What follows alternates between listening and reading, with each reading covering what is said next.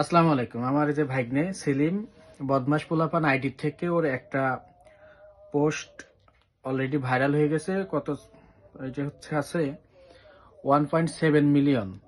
এখন রাত বাজে কত